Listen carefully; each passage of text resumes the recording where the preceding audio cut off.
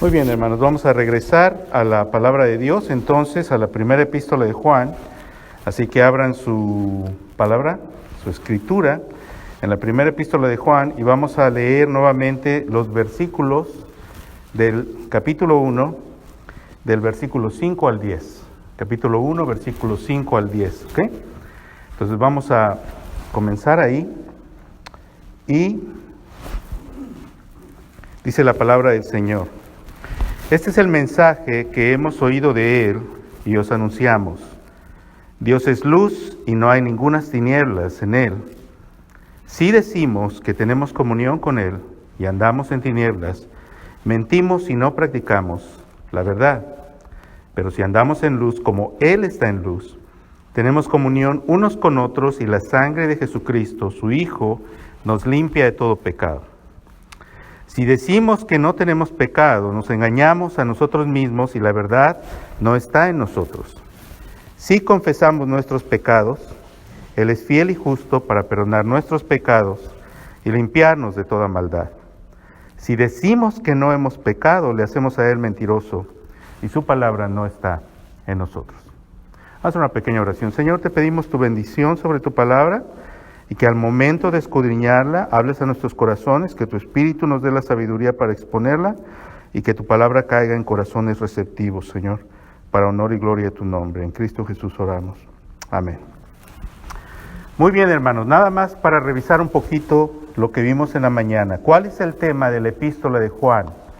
El tema de la epístola de Juan es quiénes verdaderamente pertenecen a la comunión de los apóstoles. Dicho de otra manera, lo que el apóstol Juan está tratando de demostrar es quién es un verdadero creyente. Eso es lo que está tratando de decir. ¿En qué contexto se encuentra esta situación? En el contexto de una herejía que está empezando a retar a la iglesia, y de hecho ha causado divisiones. Y ustedes, por ejemplo, ven en el capítulo 2, en el versículo 19, dice: salieron de nosotros, pero no eran de nosotros, porque si hubiesen sido de nosotros, habrían permanecido con nosotros.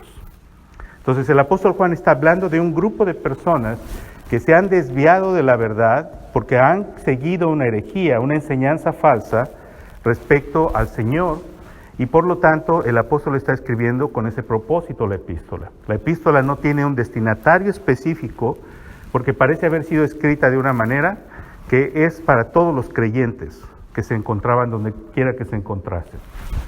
La herejía particular, nada más para revisar, les expliqué que esta herejía fue identificada más adelante con el nombre de gnosticismo. Es una palabra rara, pero en realidad viene de una palabra griega que significa conocimiento. Eso es lo que significa. Los gnósticos tenían dos características, dos creencias, recuerden. La primera creencia que ellos tenían es que ellos pensaban, ¿sí?, pensaban que pensaban que había un conocimiento especial que se había dado solamente a algunas personas, ¿sí? No, ese conocimiento no era para todos, sino era solamente para algunos que eran favoritos, etcétera, etcétera, y a quienes Dios había seleccionado y les había dado una revelación especial, y solo ellos tenían esa revelación. Así que no era un conocimiento para todos, sino solamente para algunos.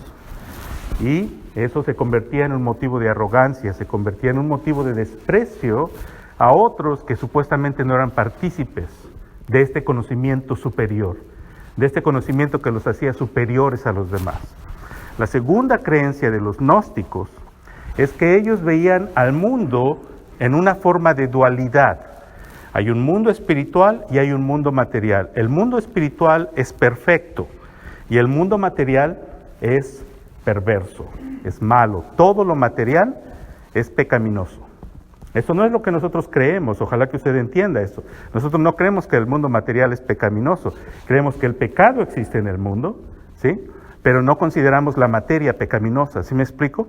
Pero estos gnósticos pensaban que lo material es pecaminoso. Así que dos problemas con este tipo de creencia. Número uno, ¿qué vamos a hacer con la encarnación? Si la materia, o la doctrina de la encarnación, si la materia es pecaminosa, entonces ¿cómo es posible que el Señor Jesucristo haya tenido un cuerpo humano, un cuerpo material? Entonces los gnósticos respondían de dos maneras. Había dos versiones en las que ellos acomodaban esta enseñanza. La primera es, Jesús no tuvo un cuerpo humano. Jesús era nada más una aparición. No había cuerpo humano ahí, ¿sí? Por lo tanto, todo lo que veíamos era una aparición. Si esto es verdad, si esta enseñanza de los gnósticos era verdad, ¿cuál es el problema? Pues el problema es que entonces Cristo no puede ser nuestro representante. Porque si Él no fue humano como nosotros, Él no tiene la capacidad de representarnos al morir en la cruz. ¿Me explico?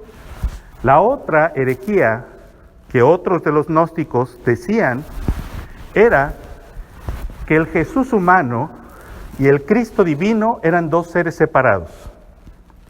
Que el Jesús humano fue un hombre normal, un hombre común y corriente, y el Cristo divino, como un espíritu, vino sobre él en el momento de su bautismo, y después, cuando él iba a morir en la cruz, se fue y lo abandonó. Esto más adelante fue conocido como docetismo. Así que para ellos entonces el Jesús humano, que era hecho de materia, no se mezclaba con el Cristo divino. ¿Me explico?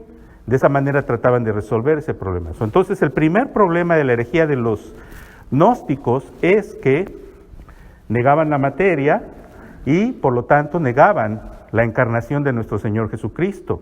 También pensaban que el Dios creador del mundo era un Dios perverso, porque había hecho el mundo material, y el mundo material es pecaminoso. ¿Sí me explico?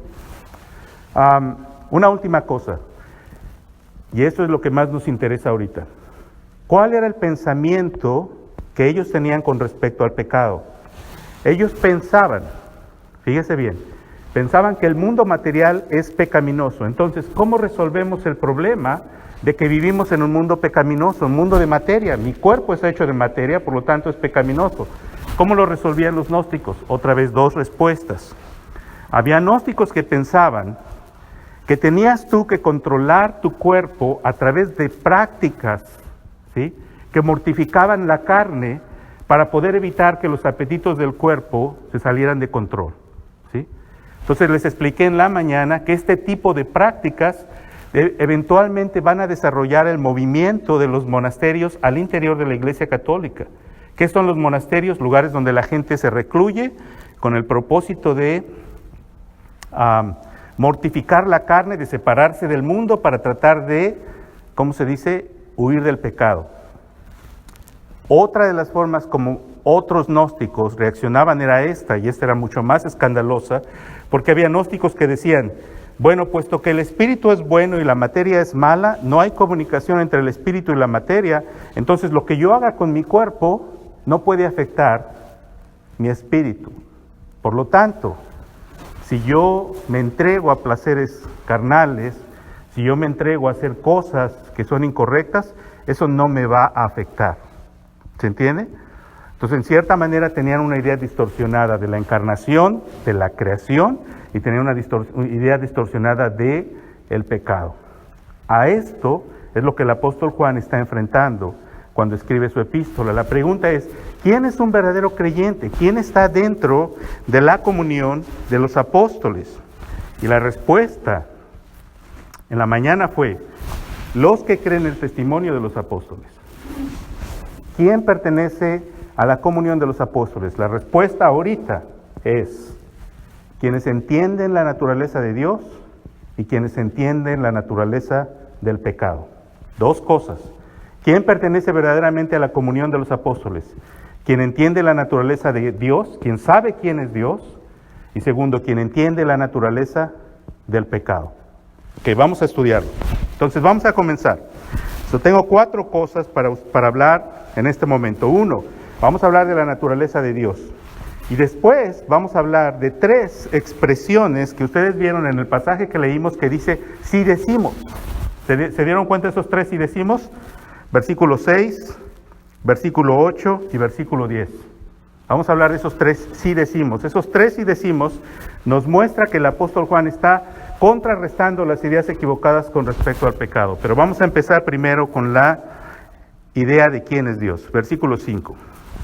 El apóstol Juan dice, este es el mensaje que hemos oído de él y os anunciamos. ¿Cuál es el mensaje? dice el apóstol Juan. De nuevo regresamos al testimonio de los apóstoles. Lo que hemos oído. Vea que de nuevo el apóstol Juan está haciendo hincapié en lo que se siente, lo que ellos vieron, lo que ellos sintieron, lo que ellos escucharon. ¿Por qué?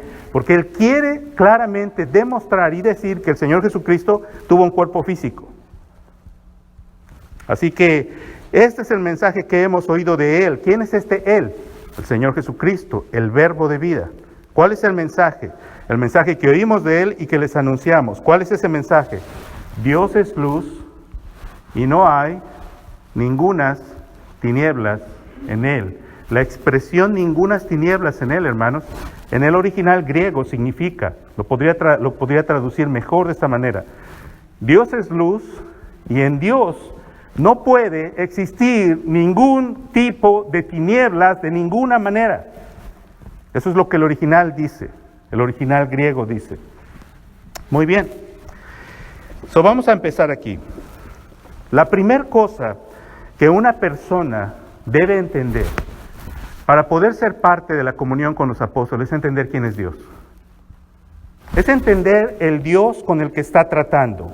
El apóstol Juan dice: ustedes dicen que el Dios del Antiguo Testamento es un Dios inferior. Ustedes dicen que el Dios del Antiguo Testamento es un Dios perverso porque hizo la materia.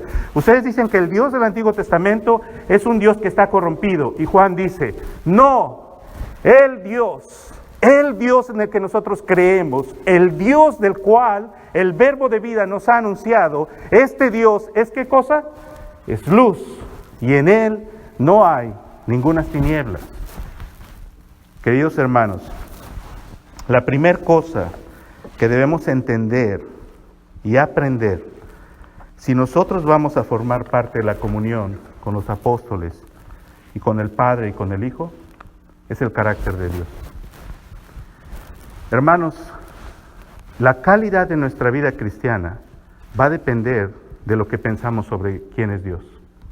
Por ejemplo, si el Dios en el que nosotros creemos y existe en el corazón del ser humano una tendencia a inventar a Dios a nuestro propio gusto, existe en nosotros una tendencia a acomodar a Dios a nuestro propio deseo, ¿sí? Creemos en un Dios que se acomoda a nuestras pecaminosidades, en un Dios que nos apapacha, que nos permite las cosas que nosotros queremos hacer, ¿sí? En muchas iglesias se predica un Dios que es el Dios que está más al servicio de la gente que el Dios a quien debemos servir. Pero el apóstol Juan dice: hermanos, Dios es luz. Si tú vas a entender y vas a tratar con Dios, tienes que entender quién es Dios. Y la primera cosa que debemos entender sobre quién es Dios es la naturaleza de su santidad, mis hermanos. No podemos, escuche bien, no podemos acercarnos a Dios y considerar a Dios como un ser corrompido. No podemos acercarnos a Dios sin entender que el Dios delante del cual nos estamos acercando es un Dios de completa y total santidad. En el Antiguo Testamento está la historia del profeta Isaías. El profeta Isaías fue llamado por Dios en un momento de gran necesidad entre la nación judía. E Isaías, hermanos, entre los judíos era un hombre bastante, ¿cómo se dice? Bastante correcto. Pero un día tuvo una visión. En esa visión, dice el libro de Isaías en el capítulo 6, que vio al Señor sentado sobre un trono y vio los serafines que estaban alrededor de él, y los serafines cantaban un canto. ¿Cuál era ese canto? ¿Qué cantaban? Santo, santo, santo. ¿Y qué hizo Isaías, hermanos, cuando vio la visión? ¿Cuál fue la reacción que Isaías tuvo? ¿Alguno recuerda? ¿Cómo, hermano? Se vio inmundo. Cuando Isaías vio la gloria de la santidad de Dios, hermanos, ¿sabe lo que hizo? Dijo: ay de mí. ¿Sabe lo que esa expresión significa en la boca de un profeta? En la boca de un profeta la expresión ay de mí es un oráculo de maldición. Cuando Dios llamaba a un profeta a hablar maldición contra un pueblo, usaban la expresión ay. El Señor Jesucristo la usó. Ay de ti, Jerusalén. Ay de ti, Betsaida. Ay de ti, Sidón, porque si en Sodoma y Gomorra se hubieran hecho los milagros que se hicieron en ti, ya se hubieran salvado. Pero aquí tenemos al profeta Isaías usando el oráculo de maldición ¿contra quién? Contra sí mismo. Cuando el profeta Isaías ve la santidad de Dios, mis hermanos, se da cuenta de la profunda seriedad, se da cuenta de la profunda santidad de Dios y la luz de Dios. Esta luz que el apóstol Juan nos dice, Dios es luz, esa luz profunda entra hasta la profundidad del corazón de Isaías. Ahora Isaías podría decir, bueno, yo no soy un hombre tan malo, yo no soy un hombre tan incorrecto, yo soy mejor que otras personas, pero cuando la santidad de Dios salió a la luz, mis hermanos, recalcó en la profundidad del corazón del profeta, y el profeta se dio cuenta, mis hermanos, que estaba podrido en sí mismo, y dijo, maldito sea yo, porque mis ojos, siendo hombre de labios inmundos, mis ojos han visto al Rey. Cada persona que en la Biblia tiene un encuentro con la santidad de Dios, mis hermanos, terminan desintegrados. Cuando Dios se apareció a Moisés, le dijo, quita las sandalias de tus pies, ¿por qué? Porque el lugar que pisas, santo es. Mis hermanos, el Dios en el que nosotros creemos no es un Dios con el que podemos jugar. No es un Dios con el que podemos sentirnos a salvo, no es un Dios al que podemos manipular, es un Dios de profunda santidad. En el Antiguo Testamento está la historia de Usa. Usa fue un levita que en el tiempo del rey David se encontraba transportando el arca del pacto de Dios. El arca del pacto era la representación de la presencia misma de Dios. El arca de pacto era el objeto sagrado que representaba el trono mismo de Dios. La ley decía que cuando el arca iba a ser transportada, los sacerdotes tenían que poner barras a través del arca porque no podían tocarla y tenían que levantarlas con esas barras y entonces caminar. Pero ellos no hicieron lo que la ley decía y pusieron el arca sobre un carro con animales. Y Usa venía detrás, era uno de los levitas encargados de la transportación. Y mientras los animales están caminando sobre el carro, uno de los animales tropieza y el carro se ladea. Y el arca de Dios, el objeto sagrado que representa el trono de Dios, empieza a deslizarse y va a caer al suelo. ¿Y qué hace Usa? ¿Qué hizo? Puso la mano. Y en el momento, mis hermanos, que Usa pone la mano ahí, la santidad de Dios, la pecaminosidad del hombre al entrar en contacto con la santidad de Dios, causa que Usa caiga muerto, justo en ese momento. Queridos hermanos, el Dios en el que nosotros creemos es un Dios de seriedad, de profunda santidad. Si tú no entiendes el Dios con el quien estás tratando, mi hermano, entonces tu vida espiritual está muerta. Porque tienes que entender delante de quién estamos, a quién estamos sirviendo. Tienes que entender que Él es Dios, no nosotros. Nosotros le servimos a Él, no Él a nosotros. Tienes que acercarte ante la presencia de Dios, entendiendo, hermanos, que es un privilegio venir delante del Señor y que la única razón por que somos aceptados en su presencia no es porque nosotros somos buenos, no es porque nosotros hay algo bueno. La única razón porque pecadores como usted y como yo podemos acercarnos ante la gran majestad de la gloria, la perfección y la santidad de Dios es porque nuestro Señor murió en la cruz. Esa es la única razón por que podemos acercarnos. Porque si no, mis hermanos, todos nosotros pereceríamos exactamente igual que pereció Usa al acercarnos a la presencia del Señor. Dios es luz, dice el apóstol Juan. Dios se revela a sí mismo como luz, porque la luz es el elemento que mejor describe su gloria. El apóstol Pablo dice, no busquen estos pasajes, dice en 1 Timoteo 6, la cual a su tiempo mostrará el bienaventurado y solo soberano, Rey de reyes y señores, Señor de señores, el único que tiene inmortalidad, que habita en luz inaccesible, a quien ninguno de los hombres ha visto ni puede ver, al cual sea la honra y el imperio sempiterno. La luz, mis hermanos, representa la pureza completa de Dios. En Dios no hay nada corrupto, no hay nada pecaminoso, no hay nada malvado. Es una cualidad de total perfección. La luz es algo confortante. El libro de Juan nos dice que en Él estaba la vida y la vida era la luz de los hombres. Hermanos, si este planeta no tuviera la luz del sol, si no hubiera luz en este planeta no habría vida. También si nosotros no tenemos la luz de Dios, no tenemos vida espiritual. Dice el apóstol en 2 Corintios 4:6, porque Dios que mandó que de las tinieblas resplandeciese la luz, es el que resplandeció en nuestros corazones para iluminación del conocimiento de la gloria de Dios en la faz de Jesucristo. La luz todo lo que toca lo ilumina.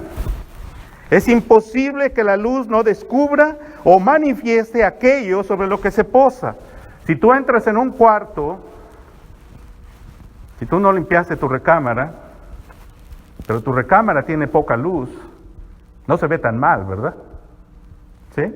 Ustedes tienen esas recámaras donde se baja la luz, o estos focos, se baja la luz, entras, no se ve tan sucia, ¿cierto? No se ven los, ¿cómo se dice? Los detalles. Pero ¿qué pasa si prendemos una luz brillante que ilumine a todo de manera perfecta? ¿Qué ocurre? Entonces todos los detallitos que no se veían se empiezan a ver. Hermanos, la luz de Dios ilumina todo. Queridos hermanos, usted y yo debemos entender que la santidad de Dios va a sacar a luz la realidad de nuestra vida espiritual.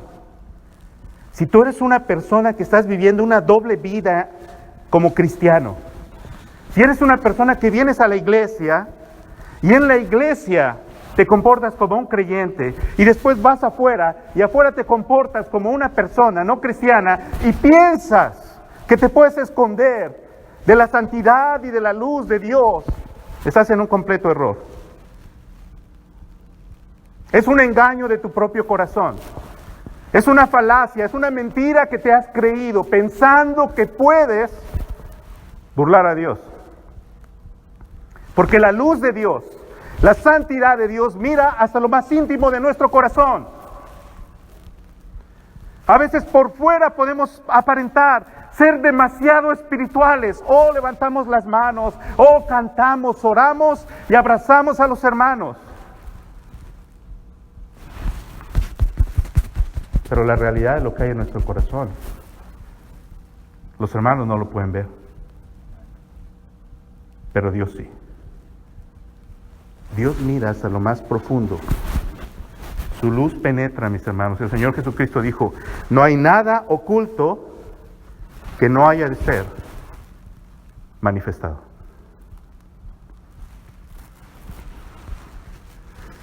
Es imposible que las tinieblas prevalezcan ante la presencia de la luz. El pecado no se mantendrá oculto ante la luz de Dios. La primera cosa que tú y yo tenemos que entender es que el Dios en el que estamos creyendo es un Dios serio, es un Dios real, es un Dios temible, es un Dios con el que te tienes que acercar en la profunda verdad. No puedes venir con mentiras, no puedes simular, no puedes ocultarte.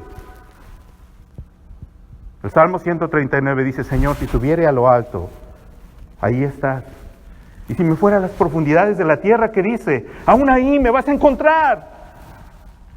Y si huyere y si tomare las alas del alba y me fuera a la distancia, aún allí me guiará tu mano y me asirá tu diestra. Todo, por dentro y por fuera me rodeas y nada, ¡ay, que me pueda hacer escapar de ti! Oh, querido hermano, tú y yo estamos en la presencia de un Dios cuya santidad es terrible, cuya santidad es inquebrantable, con un Dios que no negocia con la maldad, porque Él es luz y no hay en Él de ninguna manera tinieblas. ¿Es este el Dios en el que crees? El escritor C.S. Lewis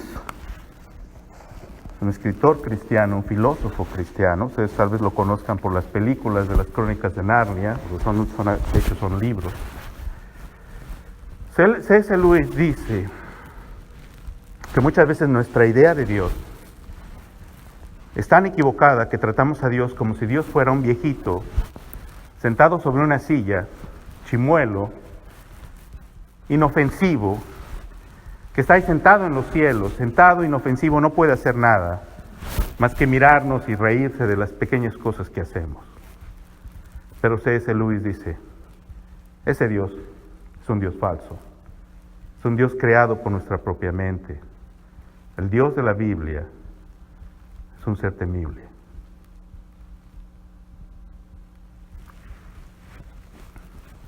Si tú entiendes la comunión de los apóstoles, entiendes entonces por qué los apóstoles estaban totalmente comprometidos con este Dios. Entiendes por qué los apóstoles miraron al Cristo resucitado y después fueron a pregonar por todo el mundo el testimonio que recibieron y estuvieron dispuestos a dar su vida por esta verdad.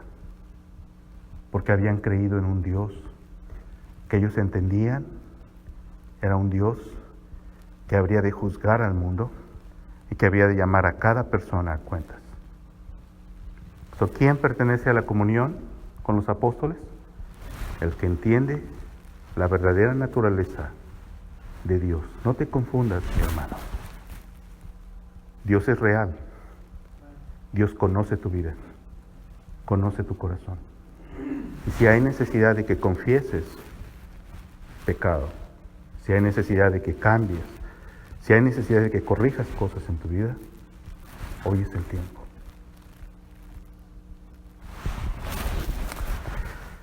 Segunda cosa, ¿quién pertenece a la comunión de los apóstoles?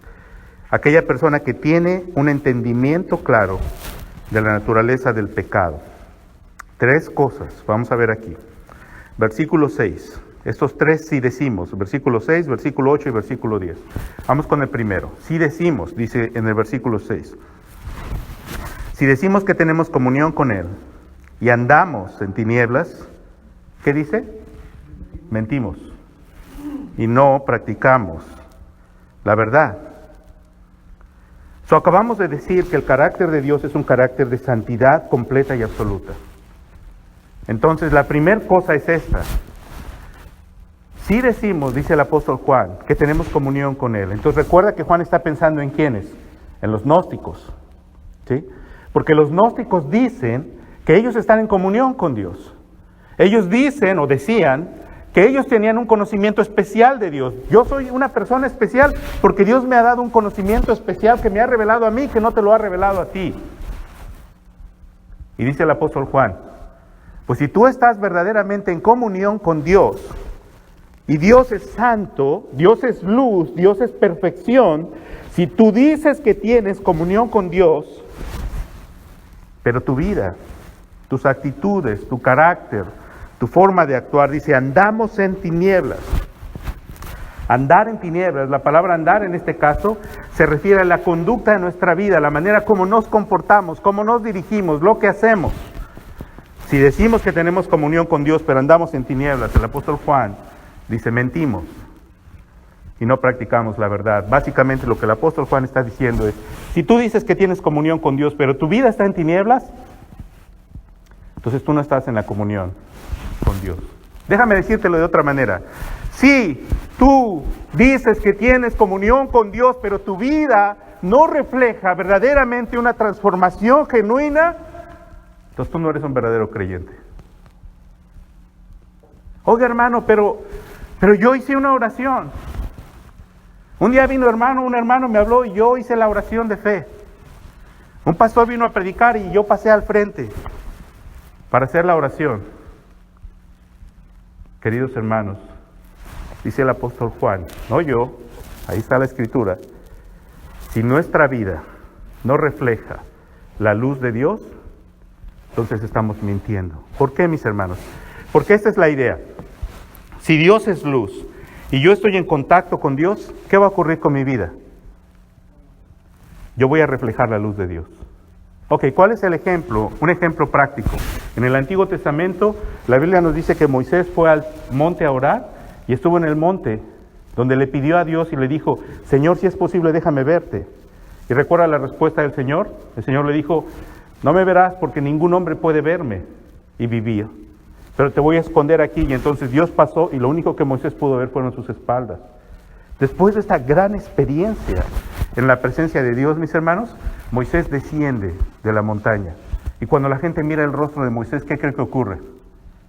¿Qué pasa con Moisés, mis hermanos? Cuando la gente lo mira al rostro, ¿saben lo que ocurre?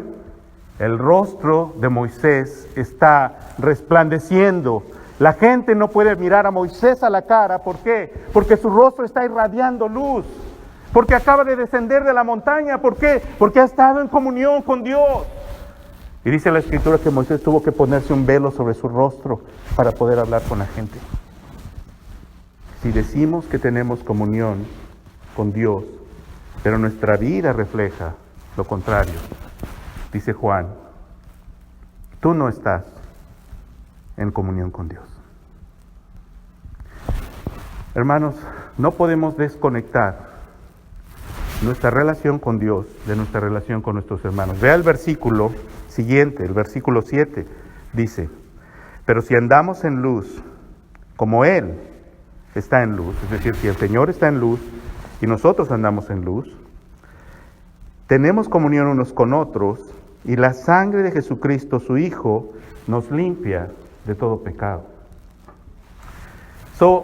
Pareciera que el apóstol Juan está diciendo aquí las cosas al revés.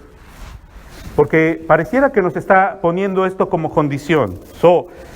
Yo tengo que estar en comunión con Él, andar en luz, lo cual significa que tengo comunión con mis hermanos, y si tengo comunión con mis hermanos, entonces la sangre del Señor me limpia.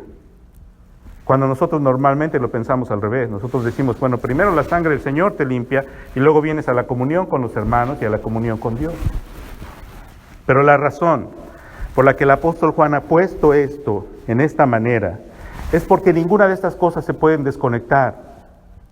Queridos hermanos, la vida del creyente es una vida de comunión con Dios, pero no puede haber verdadera comunión con Dios si no estamos en comunión con nuestros hermanos. Para aquellas personas que dicen, yo puedo ser un creyente sin tener una relación con la iglesia, esas personas no son verdaderos creyentes.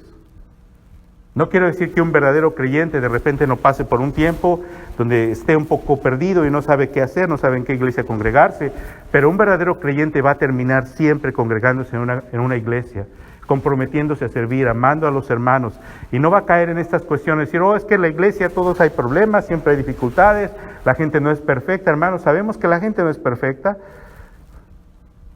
Ahorita vamos a ver eso.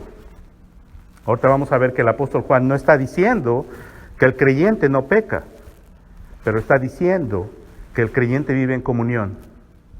Si estás en comunión con Dios, tienes que estar en comunión ¿con quién? Con tus hermanos. Y esa es la evidencia de que tus pecados han sido verdaderamente perdonados. Y si tú no estás en comunión con tus hermanos, entonces tus pecados no han sido perdonados. Esto es serio, hermanos. Esto no es, ¿cómo se dice? Esto no es nada más una advertencia ligera. Esto no es nada más algo que el apóstol Juan está diciendo para asustarnos. El apóstol Juan está diciendo, si eres una persona conflictiva, si no hayas cabida en ninguna iglesia, si has salido de 3, 4 iglesias porque en todos lados te peleas con los hermanos y divides las iglesias y causas conflictos y causas problemas, y hay personas en otras iglesias a quienes odias, a quienes aborreces, a quienes te encuentras en un restaurante y no puedes ni siquiera saludarles. Si esa es la situación y la experiencia de tu propia vida, hoy te digo, mi hermano, con toda sinceridad y amor en el Señor, te llamo al arrepentimiento. Porque esas cosas en tu vida manifiestan y demuestran que tus pecados no han sido perdonados. Si no estás en comunión con los hermanos en Cristo, no estás en comunión con Dios. No eres un verdadero creyente. ¿Están todavía conmigo, hermanos? Muy bien. Vamos a ver el segundo si decimos, versículo 8. Si decimos que no hemos pecado, nos engañamos a nosotros mismos y la verdad no está en nosotros. Aquí el apóstol Juan está haciendo esta expresión. Si decimos que no hemos pecado, significa yo no peco, yo no he pecado. La idea detrás de esto es la idea de que es posible controlar el pecado por medio de estrategias humanas. Es la idea que los gnósticos tenían de que mi cuerpo es pecaminoso, pero si me someto a disciplinas extremas, si mortifico mi carne, si hago, ¿verdad?, ejercicio, si hago diferentes cosas, entonces voy a controlar los apetitos de mi cuerpo y entonces puedo decir, yo no tengo pecado, yo no he hecho nada mal, porque yo controlo mi cuerpo. El apóstol Juan está diciendo, si decimos que no tenemos pecado. La idea es, si tú piensas, fíjense bien hermanos, si tú crees y tú piensas que el pecado en tu vida se puede controlar por medio de cosas, de estrategias humanas que no están relacionadas al Evangelio de Cristo, entonces tú eres como esas personas que dicen, si decimos que no tenemos pecado. Y dice, si decimos que no tenemos pecado, ¿a quién estamos engañando? Nos estamos engañando a nosotros mismos. Aquí caben muchas interpretaciones. Aquí caben todas las religiones del mundo. Aquí cabe la persona que vive, con mucho respeto lo digo, pero también con sinceridad para enseñar. La persona católica que vive con sinceridad su religión y que está tratando de hacer buenas obras y que dice, yo hago lo mejor. Esa persona piensa que a través de esas buenas obras puede controlar sus hábitos pecaminosos y ofrecer algo digno a Dios para que Dios lo pueda recibir. Y el apóstol Juan dice, si tú crees que de esa manera puedes salvarte, te estás engañando a ti mismo. Aquí caben todas las religiones del mundo. Aquí cabe la religión de los testigos de Jehová que andan los sábados por la mañana tocando las puertas porque piensan que de esa manera van a ser méritos suficientes para entrar en el reino de Dios. Los mormones, que tienen sus propias prácticas, pero también entran muchas personas que dicen haber creído en el Evangelio y que piensan que el Evangelio es solamente una manera de conocer y de ir al cielo, y después de que ya conocí el Evangelio, ahora voy a vivir mi vida de otra manera, aprendiendo cosas más profundas, porque el Evangelio ya es demasiado sencillo. No, hermanos. El apóstol Juan dice, cualquiera que confía en que puede controlar el pecado por medio de estrategias humanas, se engaña a sí mismo. ¿Cómo controlamos el pecado? El apóstol Juan no está diciendo, escuche bien, él no está diciendo que el pecado no es una realidad presente en la vida de los creyentes. Él no está diciendo que los creyentes son perfectos y que ya no pecan. Él no está diciendo eso. Él está diciendo que el pecado sigue presente, por eso no podemos decir que no tenemos pecado. ¿Quién de nosotros puede decir que no tenemos pecado? Pero la pregunta es, ¿cómo lidiamos con el pecado? La respuesta está en el versículo 9. ¿Cómo lidia el verdadero creyente, la persona que pertenece a la comunión de los apóstoles, cómo enfrenta la situación del pecado? Versículo 9. Si confesamos nuestros pecados, ¿qué cosa? Si confesamos nuestros pecados, ¿qué va a hacer el Señor? Su carácter es fiel y justo. ¿En base a qué es la fidelidad de Dios, mis hermanos? En base a la promesa de la obra que Cristo hizo en la cruz. Porque Cristo murió, Dios nos extiende su perdón y su misericordia. Su justicia ha sido satisfecha en la cruz. Entonces Dios es fiel y justo. Y si nosotros confesamos nuestros pecados, entonces ¿qué ocurre? Entonces Él es fiel y justo para perdonar nuestros pecados y limpiarnos de toda maldad. Pero vea que dice, si confesamos nuestros pecados, queridos hermanos, el creyente en Cristo vive en un cuerpo que aún tiene deseos, inclinaciones a pecar. El pecado es una realidad en nuestra vida. ¿Nunca lo has sentido? ¿No has sentido inclinaciones a pecar? ¿No se ha dado cuenta muchas veces que termina haciendo cosas que no debería hacer? ¿Y qué dice el apóstol Juan? ¿Acaso el apóstol Juan está diciendo, los que pertenecen a la comunión de los apóstoles son perfectos y ya no pecan? Él no está diciendo eso. Él está diciendo que los verdaderos creyentes entienden que el pecado está presente y por lo tanto viven una vida de confesión. ¿Qué significa esto? Continuamente estamos delante del Señor confesando nuestros pecados. Continuamente. Siempre estamos atentos, porque no queremos que el pecado endurezca nuestro corazón, no queremos que el pecado nos aparte del Señor, no queremos que el pecado nos empiece a desviar de una sincera obediencia al Señor, no queremos que el pecado esté permanente en nuestro corazón. El verdadero creyente ha sido transformado en su interior y en su interior desea obedecer a Dios, desea vivir como Dios es, desea reflejar la luz que Dios tiene y por lo tanto trata de limpiar su vida. Y en la cruz de Cristo encontramos el elemento para limpiarnos. Ahí es donde está el sacrificio que fue ofrecido a nuestro favor y que aún tiene poder para purificarnos día tras día de las obras pecaminosas que aún permanecen en nosotros. Entonces el creyente no vive, escuche bien, no vive su vida diciendo, bueno, yo ya soy salvo, ahora ya no importa, voy a hacer lo que sea, al fin y al cabo no puedo perder mi salvación. La persona que piensa así, le digo de una vez, hermano, la persona que piensa así no es salva. Si una persona dice, yo no importa lo que haga, no puedo perder mi salvación, esa persona, al confesar eso, le está a usted demostrando que la intención de su corazón es vivir en pecado. Y el verdadero creyente es cierto, aún peca, pero su deseo no es pecar. ¿Por qué? Porque Dios ya cambió su corazón. Quiere reflejar la luz de Dios. Y cuando una persona dice, no importa lo que haga, de todas maneras soy salvo, ahí te está demostrando que esa persona quiere seguir viviendo en su pecado. De antemano dile a esa persona, ¿sabes qué? Te animo a que reflexiones sobre tu propia vida, porque tú quizá no conoces la gracia de Dios, tú no eres parte de la comunión con los apóstoles. Pero el verdadero creyente anhela vivir en rectitud, aspira a una limpia conciencia. Y le molesta mirar el pecado en su vida.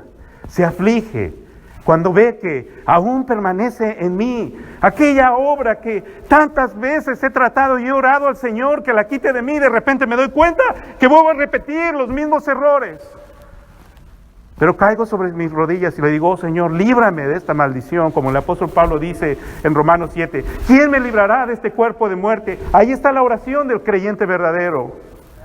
No está contento con su pecado, no está satisfecho en su pecado, no está cómodo con su pecado, porque entiende que Dios es luz, entiende la realidad del pecado y desea que el pecado desaparezca y por eso confiesa continuamente su pecado delante de Dios.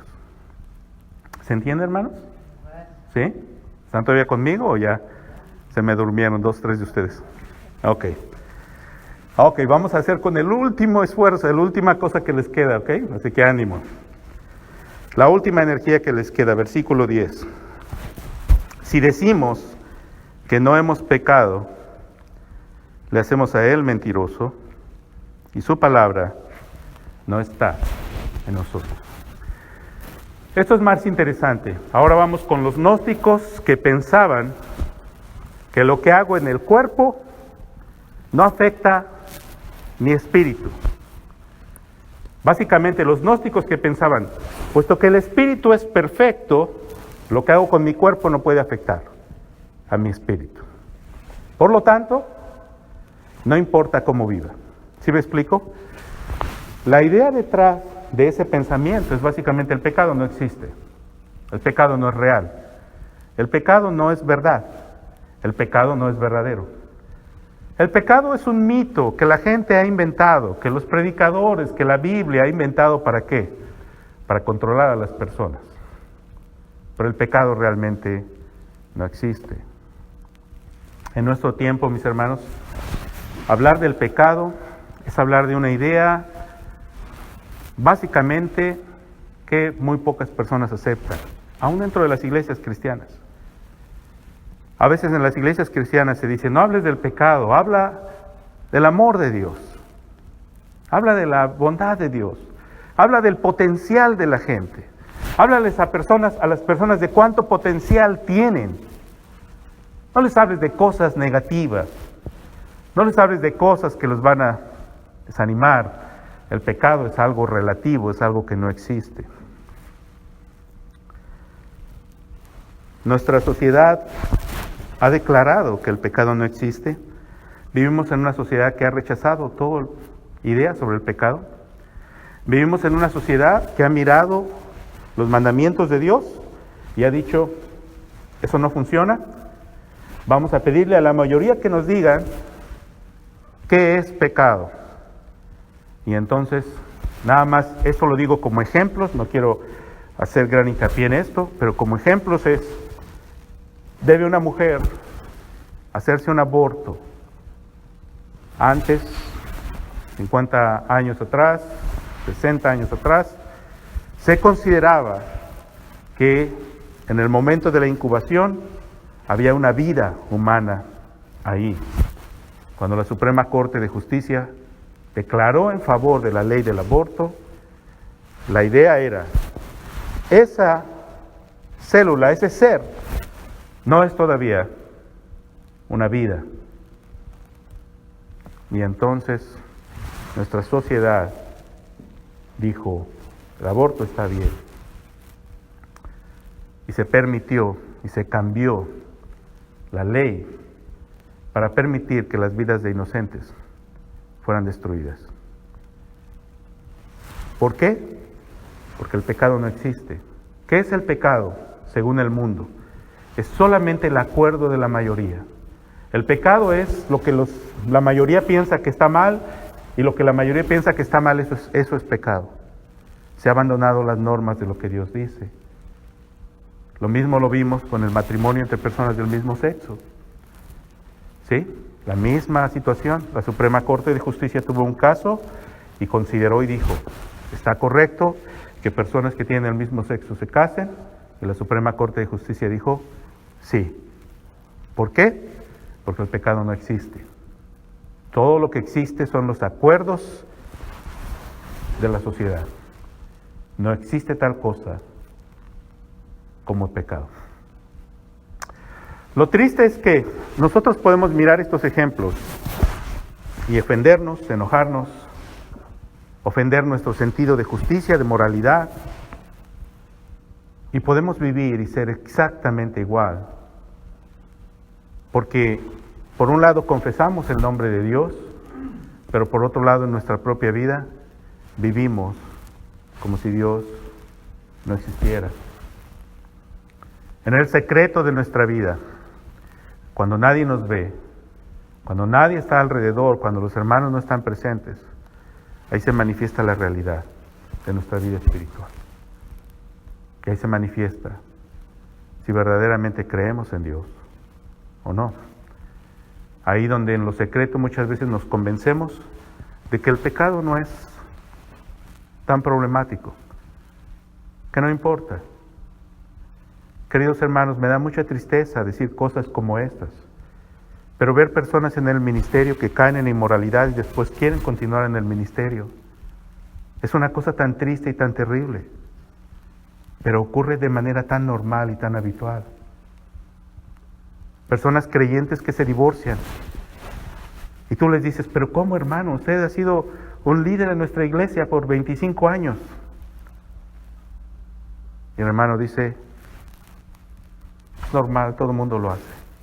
Eso significa, el pecado no existe. Lo que Dios dice no es serio. Lo que Dios dice en su palabra no es verdad.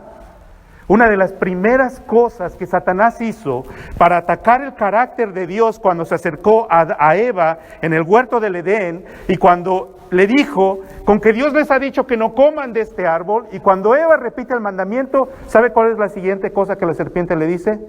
Cuando Eva le dice que Dios les dijo que el día que coman de ese fruto van a morir, ¿sabe lo que la serpiente le dijo?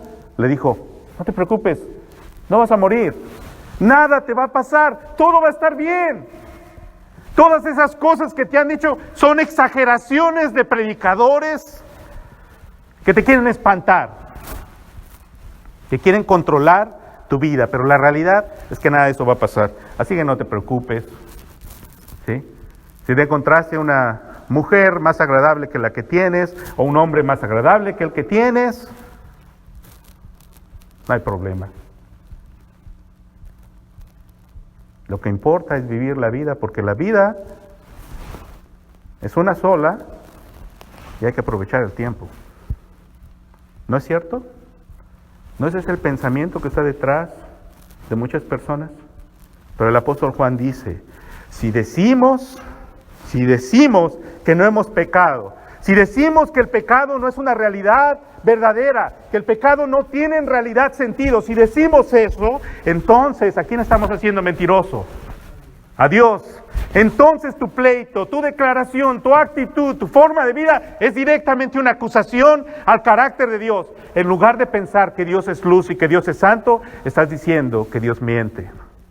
Eso fue lo que la serpiente le dijo a Eva. Cuando le dijo, no moriréis, le estaba diciendo, Dios te está mintiendo. Y es lo mismo que el pecado nos dice a nosotros, mis hermanos. El pecado nos dice, Dios te está mintiendo. Dios es mentiroso.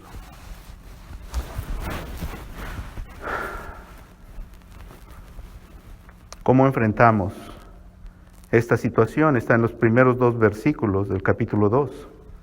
Y aquí vamos a terminar, hermanos. Dice, hijitos míos, estas cosas os escribo para que no pequéis.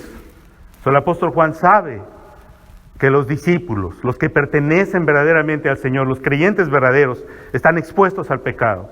Y los exhorta con amor, como a sus hijos amados, les dice, hijitos, con amor, con cuidado, con atención, con ternura. El apóstol Juan es el gran apóstol, es el gran líder, es el gran conocedor de los misterios de Dios, mis hermanos, pero no tiene la actitud de los gnósticos. No es el arrogante que se siente superior a los demás, sino se acerca y les dice, hijitos míos, les exhorto a no pecar. Y si alguno hubiere pecado, ¿qué dice? ¿Y si alguno hubiere pecado, ya no tienes más oportunidad? No. Si alguno hubiere pecado, ¿qué dice? Abogado tenemos. ¿Quién es nuestro abogado? Oh, mis hermanos, Jesucristo el justo. Jesucristo el que vivió la vida que nosotros no podemos vivir y murió la muerte que no podemos morir. En el versículo 2 dice que Él es la propiciación. Esa palabra propiciación significa que Él fue el sacrificio perfecto ofrecido en nuestro favor para nuestra salvación. Y su sacrificio, mis hermanos, es suficiente. No necesitas nada más que confiar completa y total y absolutamente en la obra perfecta que nuestro Señor Jesucristo hizo en la cruz, porque su sacrificio es suficiente para rescatarte, salvarte y ayudarte a vencer sobre el poder que el pecado quiere seguir ejerciendo en tu vida. Entonces, ¿quién pertenece verdaderamente a la comunión de los apóstoles? ¿Quién es un verdadero creyente? Número 1, la persona que entiende la naturaleza de Dios, que Dios es luz, que Dios es santo, que el Dios en el que creemos es un Dios a quien hay que temer, pero también quien entiende la realidad del pecado. El pecado es una realidad. El pecado existe, el pecado va a estar presente en nuestra vida. Por lo tanto, tenemos que vivir una vida de confesión, mirando a nuestro abogado continuamente, quien aún está sentado a la diestra de Dios. Amén.